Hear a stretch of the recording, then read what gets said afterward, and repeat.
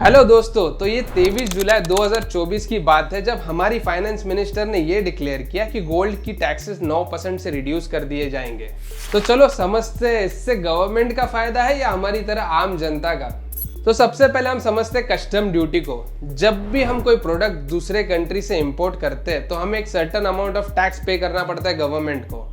उसी तरह जब हम कोई प्रोडक्ट को एक्सपोर्ट करते हैं तब भी हमको एक सर्टेन अमाउंट ऑफ टैक्स देना पड़ता है। लेकिन अगर हम इंडिया की बात करें तो इंडिया में गवर्नमेंट आपसे कोई टैक्स नहीं लेती एक्सपोर्ट पर, और कंट्री जैसे कि चाइना अपने ही लोगों से टैक्स वसूल करती है एक्सपोर्ट करने पे।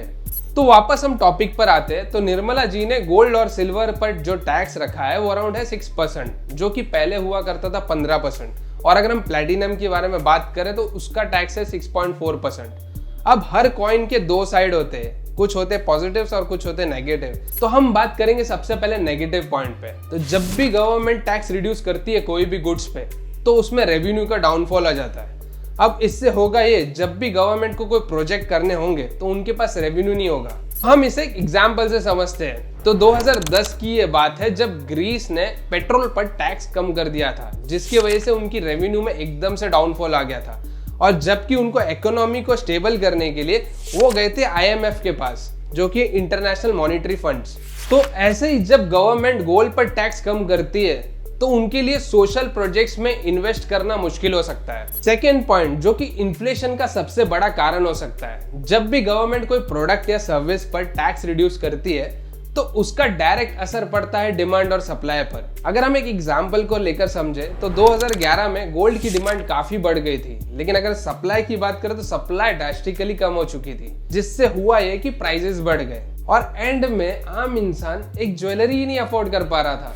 तो सेम सिचुएशन अब भी ऑकर हो सकती है। अगर हम थर्ड पॉइंट की बात करें तो ये वही पॉइंट है जब कहा जाता है कि अमीर आदमी और अमीर होते जा रहा है और गरीब और गरीब। तो जब भी गोल्ड पर टैक्स रिड्यूस होता है तो अमीर सबसे ज्यादा परचेस करते हैं गोल्ड को, क्योंकि गरीब तो वैसे भी नहीं अफोर्ड कर पा रहा है उसको। तो ये वेल्थ इनइक्वालिटी का सबसे बड़ा कारण बन सकता है। तो चलो पॉजिटिव पॉइंट्स पर बात करते हैं। तो जब भी गवर्नमेंट टैक्स रिड्यूस करती है गोल्ड पर तो ये एकदम सही मौका होता है इन्वेस्टमेंट। सेम सिचुएशन हुई थी 2008 में जब फाइनेंशियल क्राइसिस की वजह से गोल्ड के प्राइसेस ड्रास्टिकली रिड्यूस हो गए थे। जिन जिन लोगों ने उस टाइम पर इन्वेस्ट किया उनको मिनिमम 500% से रिटर्न प्राप्त हुए। Second point, jewellery market. जब भी ऐसी सिचुएशन आती है तो मार्केट में तेजी देखी जाती है, लोग ज्यादा से ज्यादा गोल्ड परचेस करने का सोचते हैं। ऐसी सेम सिचुएशन दुबई में 2014 में हुई थी जब इंपोर्ट ड्यूटी कंप्लीटली कम कर दी गई थी, जिसकी वजह से उन्होंने एक बूम देखा था मार्केट। अगले पॉइंट पर चलते हैं जो कि स्मगलिंग रिलेटेड। जब भी गवर्नमेंट इंपोर्ट ड्यूटी बढ़ा देती है गोल्ड पर